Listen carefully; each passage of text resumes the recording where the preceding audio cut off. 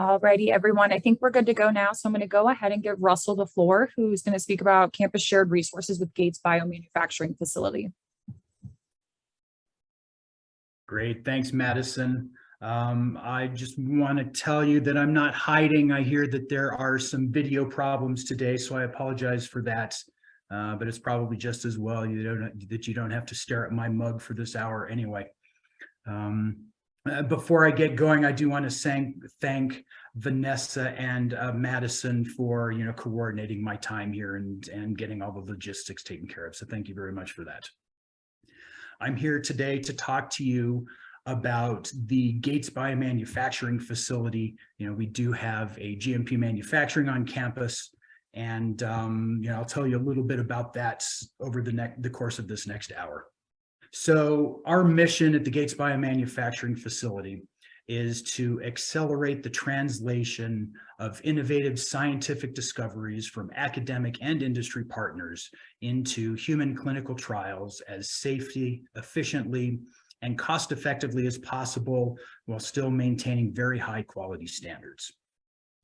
What we really do, or to summarize that, we are the manufacturing arm of the AMC medical campus. In order to better understand what that means, I think I'm going to share with you a little background before I go into the inner workings of GBF. So I'll start with an introduction to the FDA and some of the etiology of good manufacturing practices. Then I will talk through the clinical trial process in brief. And then we'll get into GBF, what we are, how we do what we do. And then I'll end with an overview of a typical recombinant protein manufacturing process and a cell therapy manufacturing process. All right, so the origins of the FDA can be traced back to Abraham Lincoln's administration.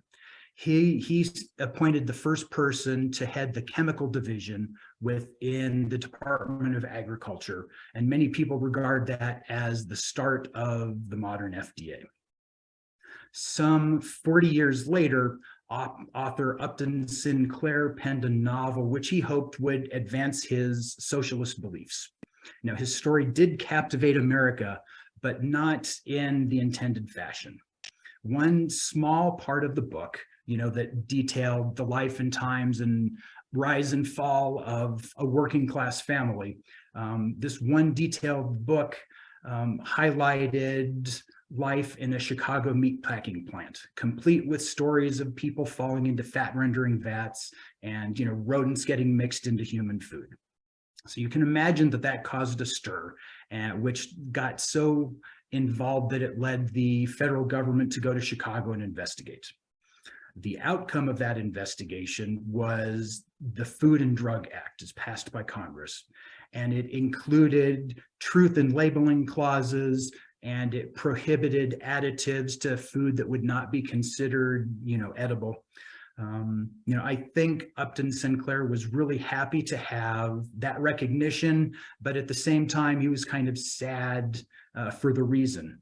In an interview he later gave about his book, which was, converted to a movie in the later 20s, he said something to the effect of, and I'm going to paraphrase here, that he was aiming for people's hearts, but hit them in the stomach instead. Nonetheless, the world is better off for it. And those adulterated food regulations happen to be very topical in the time for other reasons. Tonics and snake oils were prevalent in society in those days, and the food labeling laws certainly applied and helped tamper down that business as well. In 1938, the Food, Drug, and Cosmetic Act was enacted in large part due to an incident where ethylene glycol, or radiator fluid, was mixed with antibiotics to make them more palatable. It's kind of sweet. The Food, Drug, and Cosmetic Act required labeling medicines with instructions for use and required manufacturers to demonstrate safety in order to prevent, tragic deaths of all the people that were affected by this mistake. Then we'll skip over to the 1960s, when a sleeping pill that was commonly used in Europe with marginal success was in the process of being approved in the United States. Dr. Francis Kelsey observed that, thalidomide was not only a marginal sleeping pill, but it led to some real horrific birth defects. She convened a committee to discuss these findings in the data package, and ultimately approval in the US of this drug was ultimately stopped. So this led to an incident. Led to an incident requiring that drug makers demonstrate efficacy of their drugs before they can be approved. So now we'll fast forward to 1982, and this is an incident that I remember, when cyanide-based Tylenol was distributed out of a plant in Chicago. And I know it sounds like I'm picking on Chicago, but I'm really not. It was clear from that investigation that the products were adulterated after the manufacturing process. So this led to a series of anti-tampering laws and included the implementation of the tamper-resistant packaging that we see on all of our overall over-the-counter medicines that are available today. So these are a few of the examples that contributed to the modern FDA, and they all compile what's known as the Good Manufacturing Practices, or GMPs. In fact, to date, there have been over 100 bills submitted to Congress in support of FDA, ensuring safety of the product and the public that is protected from unsafe practices in medicine and food. So the current FDA, as it was reorganized in 2019, has about 8 divisions, and they cover topics from radiological safety to the drugs like antibiotics and analgesics that are over the counter that we all know. They cover biologics, which are cell therapies, proteins, recombinant nucleic acids, even veterinary medicine and veterinary food. So there's a large infrastructure in place to make sure that new medicines and food additives are safe and effective. This also clearly demonstrates that the FDA has evolved over time in response to incidents such as these, and it's safe to say that the agency will continue to do so. And if you're really interested in FDA history, there are a couple books out on the topic. And even perusing the FDA website is a great source of this history, with some anecdotes from people that were there and pictures and kind of the decision-making process as the FDA evolves. So feel free to check that out if you're really interested. All right, now let's talk about clinical trials. The clinical trial system is designed to evaluate the safety and efficacy of potentially therapeutic entities through an increasing set of stringent evaluations. Less than 1 in 12 drug candidates are eventually approved for commercial distribution. The preclinical phase entails all the discovery and mechanism action studies that university investigators are so good at. Molecules and cells with therapeutic potential must be evaluated in animal models to demonstrate efficacy related to a proposed mechanism of action. And then it's in those studies that one starts to understand dose, potential toxicity, carcinogenicity, and even genotoxicity, reproductive toxicity, as well as studies designed to determine how long the molecules persist in the system and how long they're functional in the system. Results of those studies are written up and presented to FDA and into a package called an investigational new drug application, or an IND. That IND serves as the entire body of data that the FDA uses in order to determine whether or not a molecule is suitable for introduction and testing in humans. That initial dosing in humans happens in a phase 1 clinical trial. Phase 1 clinical trials are designed to evaluate safety and dose. So a phase 1 study generally involves 10, 20 patients, and sometimes most of the times it's even healthy volunteers. Those volunteers are divided into groups that each receive a different dose of the medicine. This is done in order to identify the highest dose that is well tolerated. Drug candidates that perform well under phase 1 can then proceed to phase 2. Phase 2 trials are designed to test product efficacy and involve hundreds of patients. This is where data on effectiveness of the treatment really starts to be understood, but safety readouts are also important during phase 2. Drug candidates that demonstrate adequate efficacy and safety profiles can then move on or may move on to phase 3.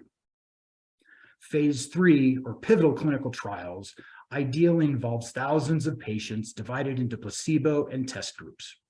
Unless the drug candidate is intended to treat a previously unmet medical condition, one arm of the study will always compare the test drug to the current standard of care.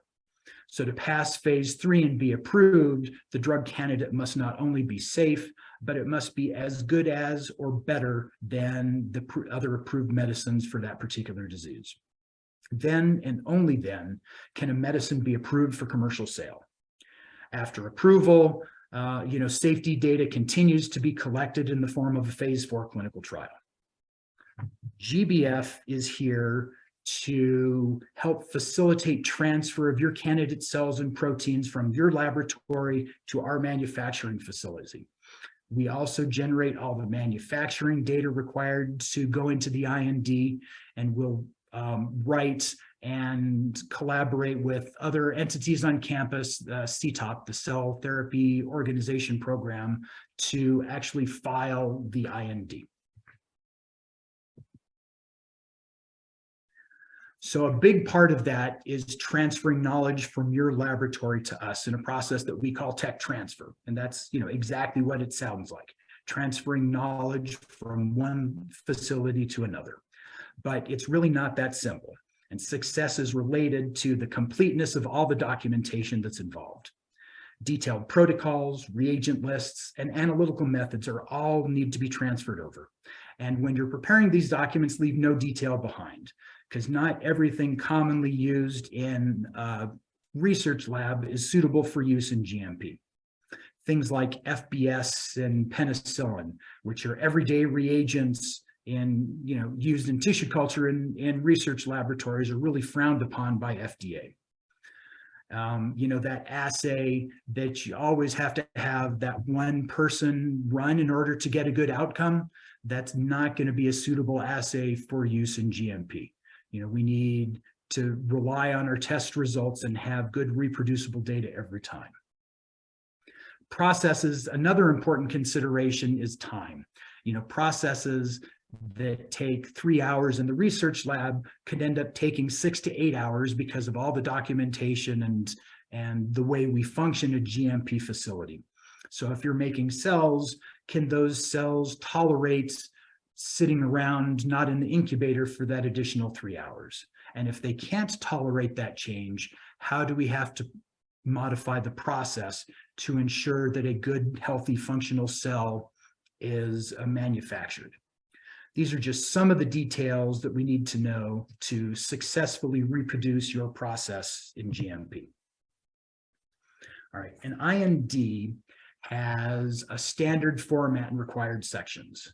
The non-clinical section describes all the preclinical testing, such as toxicity, off-target activities and binding, and all of the in vivo functional animal studies. One aspect that surprises investigators often is that these studies should be performed using material that's very representative of the drug that will be introduced to humans. So lab scale material is often not useful. And because of that, some really key animal studies have to be repeated using drug product that's manufactured from the GMP facility. The next section defines chemistry, manufacturing, and controls used to make the drug product. This covers all the materials, processes, and analytical testing used to make and characterize the drug product. Details on SOPs that drive manufacturing, everything from material receipts to storage and release of the final product must be addressed in the CMC section. And this is the section where GBF really thrives, generating the manufacturing data, writing up the IND, results of the IND enabling studies, and getting those in a publishable form. The remaining section is really dedicated to the clinical protocol under which the people in the clinical trial are treated. Requirements must be met by individuals participating in the trial are detailed here, as are any exclusions or circumstances that prevent people from participating in a clinical trial. A real critical aspect of the clinical section is to define what success looks like, or what conditions must be met in order to deem the trial a success. All of that has to be defined ahead of time, and there's really no room to negotiate those criteria once the trial has begun. So if success hinges on a treatment being 25% better than the standard of care, but the trial results only show a 22% benefit, that's generally not, does not bode well for approval of that drug.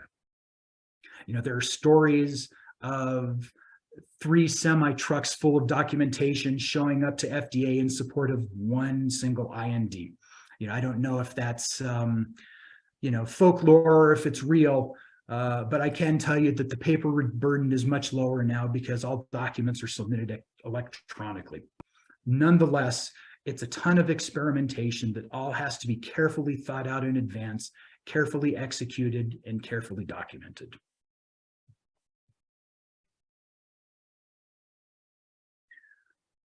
All right, as we discussed a little bit earlier, it's these GMPs that are good manufacturing practices that define how medicinal material is manufactured. And those GMPs really define the minimum standard that must be met in order to get a clinical trial approved. And those standards increase in stringency with every increasing phase of the clinical trial. For phase 1, the emphasis is on control of the facility, control of the materials, and control of the manufacturing process. You know, what temperature is the facility maintained at, so we know that it doesn't get too hot and prevent, you know, it makes the flow cytometer break. How clean is the air, and how many particles are there per cubic foot? And we're counting for every manufacturing run, we're actually measuring that. We're measuring viable particles as well as non-viable particles. What else? Can you be confident that the materials used in your manufacturing process are functional? Well, we demonstrate that by controlling storage and receipts, you know, ensuring that expired materials aren't used and that materials are stored appropriately. So, you know, if a cytokine is supposed to be stored refrigerated, we pull it out of the refrigerator before it's used. You know, can you be sure that, again, that there are no expired materials used? You know, was the proper version of the batch record or the analytical procedure used? You know, especially at early stage manufacturing, processes and analytical protocols constantly change. So being sure that you're using the right version of the document to get your instructions from is really critical. We have a whole entire quality management system that controls versions of documents, issuing the proper documents for each run, issuing labels. It's really our quality management system and our quality team that drives toward a quality reproducible process. So all of the aspects I just talked about are really in place to limit risk. risk that a mistake might be made. We want to limit the risk that a mistake will be made and the product won't be functional. Or we want to limit the risk that products will be confused or mixed up. We maintain equipment to limit the risk that a piece of equipment will fail in the middle of the run. There are layers and layers of processes, controls, and documentation and training involved to ensure that things are done correctly in order to minimize risk and therefore minimize undue risk to the patients. All right, now to the GBF. GBF was established in 2015 out of a generous grant from the Gates Frontier Fund. Charlie Gates, a longtime businessman here in the Denver area, had a firm belief that cell therapy had the potential to cure many ails. With that vision, his foundation, the Gates Frontier Fund, contributed generously to GBF and continues to do so these days. Right now, we're sitting with over 17,000 square feet of state-of-the-art manufacturing space, and that houses all of the support processes as well. We're across the street, across Montview in Bioscience Park 1. We also partner, in addition to serving the investigators at the research campus, we also partner with University Hospital, Children's Hospital of Colorado. And our goal and our raison d'etre really is to produce products for phase 1 clinical trials.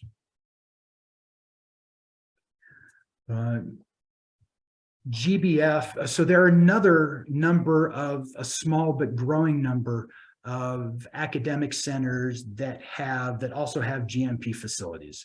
In this survey from 2020 listing the best children's hospital put out a list of the top 14 children's hospitals in the country, and it really isn't a surprise that the top 10 of those all have manufacturing facilities associated with them.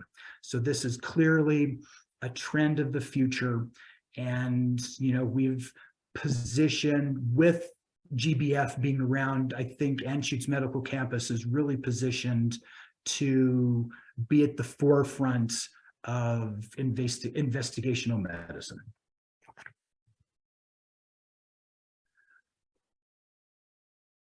So GBF was brought into campus to help brand new cutting edge technologies quickly and efficiently move from the research labs to the clinic. Our record for conducting all of those required IND enabling runs and putting together the IND and all its supporting documents is about 6 months, which is, pretty quick. Some processes can take 2 years or more to get through this phase. Past performance isn't always an indicator of future results, but we're really very good and have a good partnership with CTOP and the investigators on campus to really move these products through quickly and get the best possible outcomes. Earlier, I mentioned that there are a handful of other academic GMP facilities around there. Well, GBF stands out from those in a couple different ways. One of which is that we can manufacture both cell therapies and biologics. Each is really specialized and requires highly trained staff. And with our body of expertise we've put together, we've been able to support both activities. And with that, we've put a real emphasis on quality. So we have full QA and QC teams. We do most of the release testing for all of the products that we manufacture. And that not only gives us control of what's going on, but it helps expedite the process as well. So here's a timeline of activity at the GBF that starts in 2015 when GBF opened its doors to our current facility to, the present day. And if you really stop to think about it, the idea of GBF happened way back in 2007 when Dennis Roop was recruited to CU Anschutz to be the founding director of the Gates Center for Regenerative Medicine, also in partnership with the Gates Frontier Fund. Dennis shared a passion for cell therapy with Charlie Gates, but Dennis brought with him the desire and had the foresight to know that having a GMP facility on campus would be critical. So here we are. A few highlights along the way is we produced our first protein product in second quarter of 2016, about a year after we opened. Our first cell therapy GMP run was a couple years later in 2018. That was a CAR T cell in collaboration with an industrial client. We filed our first IND through CU in partnership with University Hospital for a different CAR T cell. And then that IND was expanded a year later in collaboration with Children's Hospital. So it's using the same molecule in a pediatric population. Our first GMP run in support of university clients happened in the third quarter of 2020. That was a big day for us. We were all very happy to start producing these life-changing medicines, and we're happy to continue doing so today. A real rite of passage for a GMP facility is in being able to manufacture multiple products in parallel. There are a lot of systems that are needed to prevent cross-contamination, ensure proper material flow, and it takes a lot of time and effort to do that. So when we had our first two manufacturing runs in parallel at the beginning of 2021, in the midst of the pandemic, it was a real moment of pride for us. Let's see, our most recent IND on behalf of the university was filed in the third quarter of 2021. That was for a CAR T cell that came out of Terry Fry's lab. It's different, very different from the other CAR Ts that are currently being evaluated, in that there are two CAR receptors on there. And so we're hoping for enhanced performance of these already very effective drugs, and we're really looking forward to continuing on with that clinical trial. Most recently, in the middle of this year, there was an announcement of the Gates Institute being formed here on campus. The Gates Institute involves a $200 million investment over 5 years, where the Gates Frontier Fund is partnering with Anschutz Medical Campus to really help solidify drug development on campus. It's going to bring the research investigators, best drug development practices, manufacturing, and best clinical practices all together under one institute. And that's going to be, I think, a real game changer for academic medicine here on campus. And so we'll look forward to hear more from Terry Fry and his team at the Gates Institute in the coming months. So in addition to partnering with local hospitals and the research campus, GBF also partners with academic or with industrial clients. This is another attribute that sets us apart from other academic contract manufacturing organizations. We've had an over longer than 3-year relationship with Nkarta. We're making their gene-modified natural killer cells for one of their clinical trials. And these private or industrial clients bring a real sophistication to the game. They are much more familiar with drug development. They're much more familiar with manufacturing and clinical trials. So they really help push our processes and make us a better manufacturing facility. And all of that translates out to our partners and potential partners at the university, because it makes us better and makes us more prepared to better be able to address all of your needs. So we have been very busy in our brief 4 years of manufacturing history. We've worked under 6 cell therapy INDs, 5 of which are currently active. And amongst those are 3 first-in-class cell therapies. We've got the 3 INDs filed in collaboration with CTOP and our university hospital partners. To date, we're sitting at about 88 GMP cell therapy batches.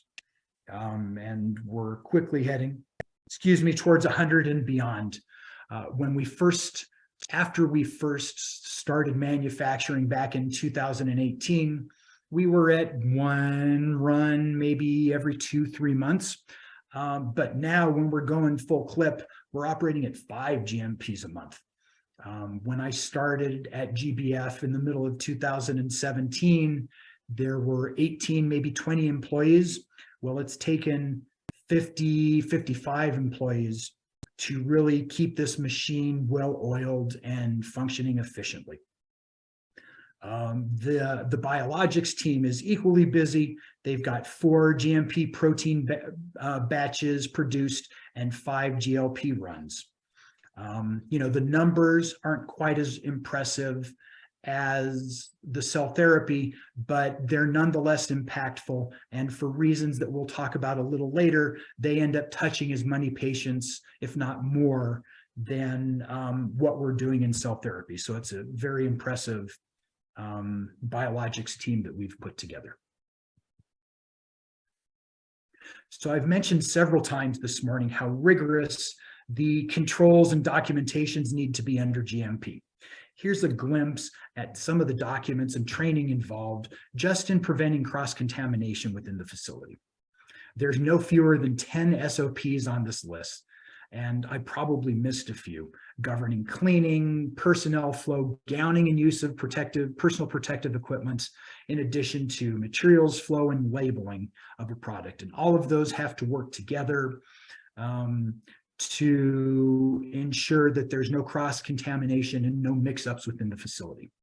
By the time you add in all the safety documents, the university SkillSoft trainings, equipment-specific and product-specific standard operating procedures, all of our GMP operators must train to and maintain proficiency in, 70, sometimes more SOPs, just to be able to work in the GMP spaces. So work in the GMP suite is driven by batch records. You can think of batch records like protocols on steroids. They detail all the operations. When an operation is performed, the person who performed that operation has to sign, and then it's witnessed by a second operator.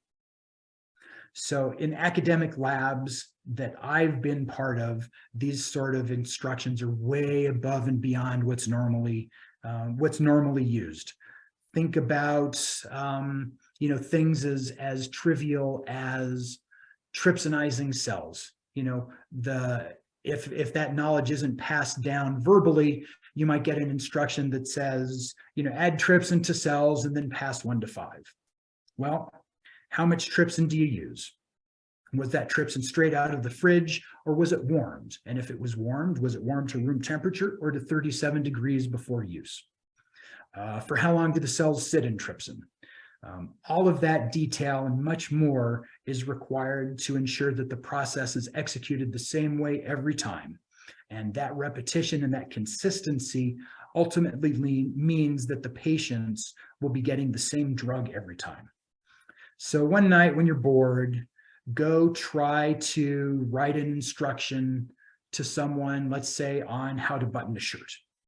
It might read something like, take the buttons in your right hand, push them through the buttonholes on the left. Sounds pretty simple, right? Well, at a GMP level, it's much more involved. How do you line things up to ensure that the third button doesn't end up in the fourth buttonhole?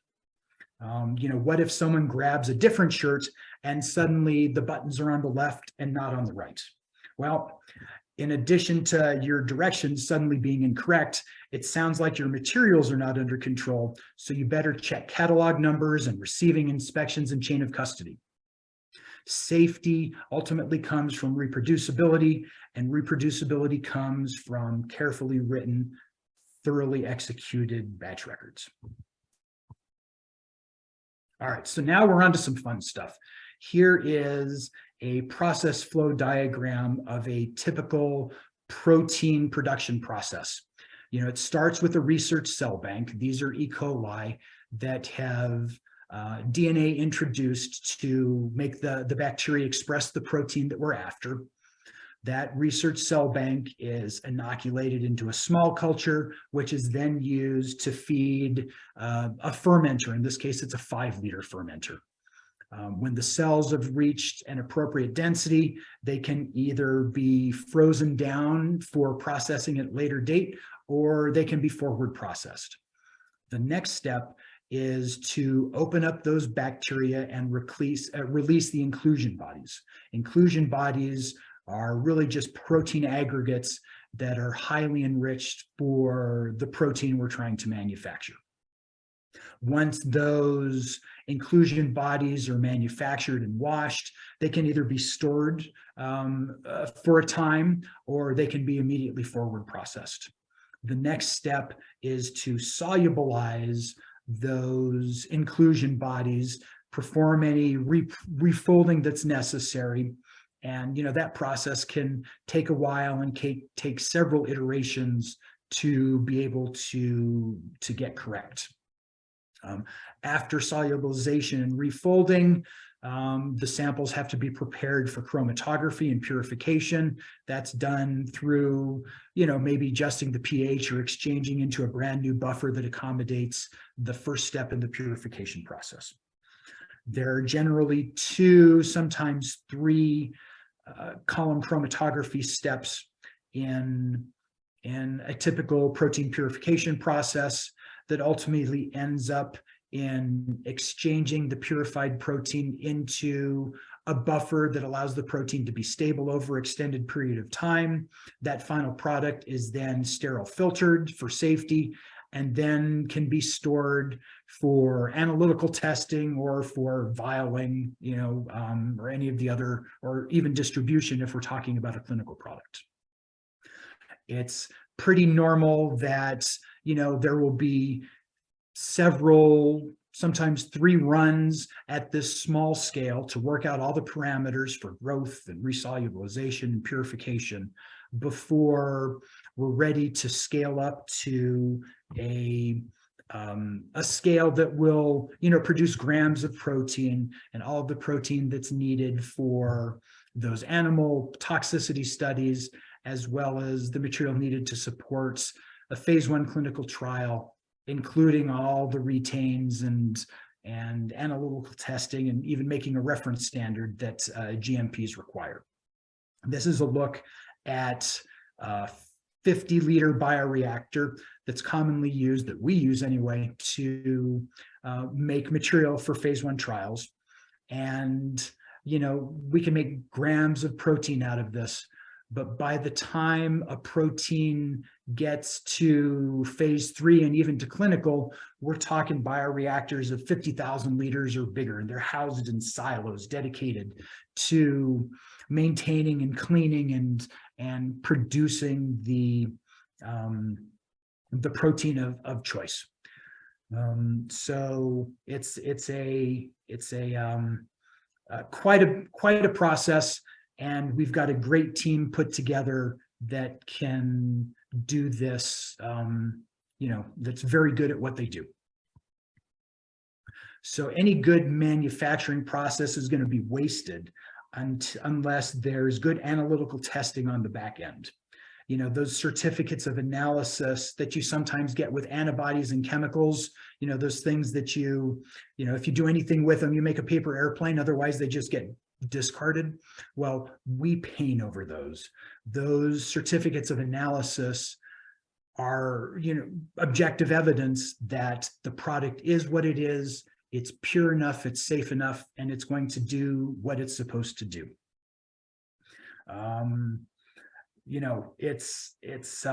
There are a bunch of different characteristics that are laid out on a certificate of analysis. Commonly look at identity through a couple different processes. Purity is important. You want to make sure that there's no, insulin hiding out in your EPO if you're in a facility that makes both. These proteins are manufactured in E. coli, and carryover of protein and DNA or even endotoxin from the E. coli cell membranes is not healthy for patients. So there are carefully set limits on all of those contaminants that can come across that aren't efficiently removed from the manufacturing process. And of course, a key component to any certificate of analysis is the specific activity that measures the potency of the drug that's being manufactured. All of the acceptance criteria that are put onto a certificate of analysis are all negotiated ahead of time with the FDA. They're included with the IND. And if any one of those acceptance criteria are not satisfied, the product may be deemed unfit for use, and that would, necessitate another GMP run. All right, switching over to the cell therapy side, we currently make a lot of CAR T cells at GBF. CAR T cells are T cells that are genetically modified to recognize and then kill cancer cells. CAR Ts are particularly effective against leukemias and lymphomas, but the field is really diligently working to apply this paradigm to solid tumors as well. And in my mind anyway, CAR Ts are really the epitome of personalized medicine. So making a CAR T cell starts with the patient.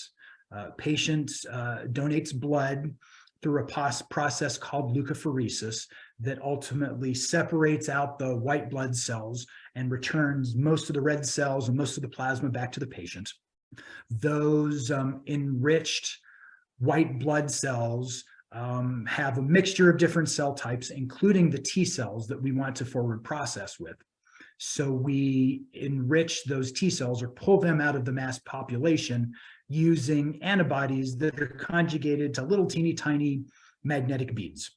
Those labeled cells are put through a magnetic cell sorter, and the result is all of a highly enriched population of T cells. They're generally greater than 95% pure by the time we're done with the magnetic separation.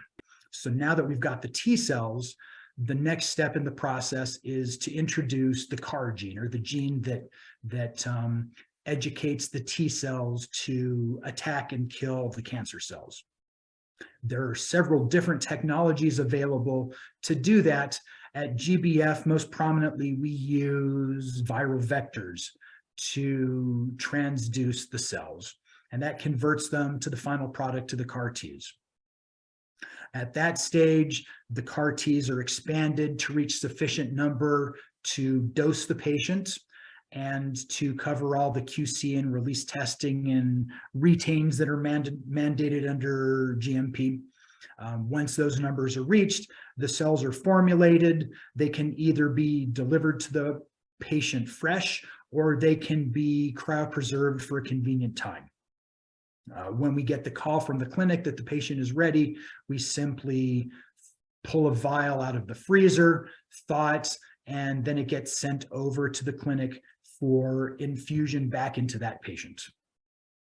This whole process takes, 7 to 15 days, depending on the particular CAR that we're manufacturing.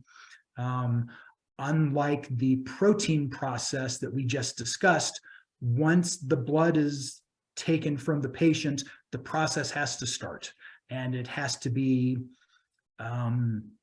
completed sequentially without any hold times.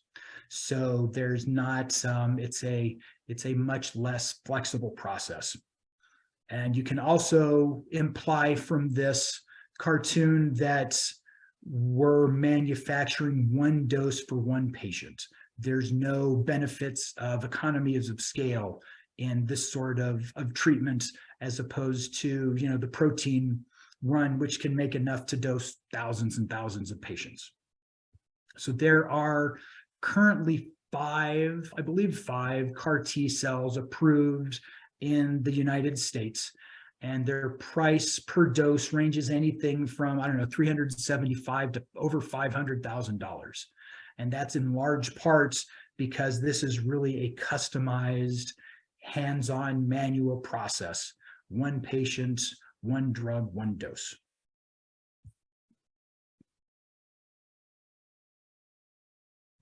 All right, now that we've learned a little about CAR T cells, I'm going to attempt to pull up a video where Mike Verneris very eloquently describes this process. Mike is the head of our cell therapy operations meeting, our program, and I am always surprised when these videos work. So let's all hold our breath and see if it pulls up. Bueller, come on. You can do it. 3 more wheels. It's trying really hard. One of the unique aspects of Anschutz is that we have a world-class children's hospital and a world-class adult facility coupled with laboratory research facilities and... Oh no. All right, sorry about that. Anyway, you can access this video, and there's several other videos that kind of explain in a little more how we operate at GBF. Those can be found at on our website, gatesbiomanufacturing.com, and I'll flash that website at the end. Sorry about that. Mike does a really nice job in this video, and it's a shame I can't get it to go.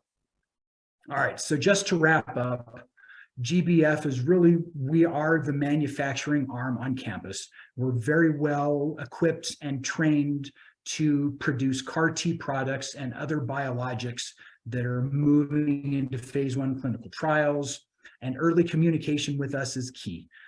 We have the experience and the know-how to help guide you through the IND enabling studies and the manufacturing process to make sure that you're taking the most efficient path possible. And we're here to help. We're happy to help. So finally, to wrap up, I need to thank a couple people. First and foremost, the Gates Frontier Fund. You know, they've been a very dedicated benefactor of ours, and we appreciate their collaboration and look forward to more in the future.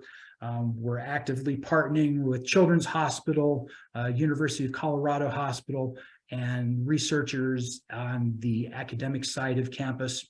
And I would be remiss without thanking the GBF staff.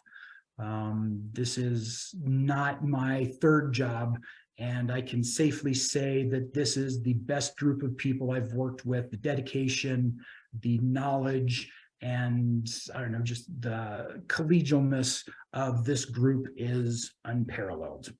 And I guess I'll wrap up by saying, don't bother buying a lottery ticket because I already bought it and I know I'm going to win. All right. With that, if there's any time left, I'm happy to take a couple questions. Thanks so much for dialing in today and for enduring me and the technical glitches. And if there are any questions, I'm happy to entertain questions or comments.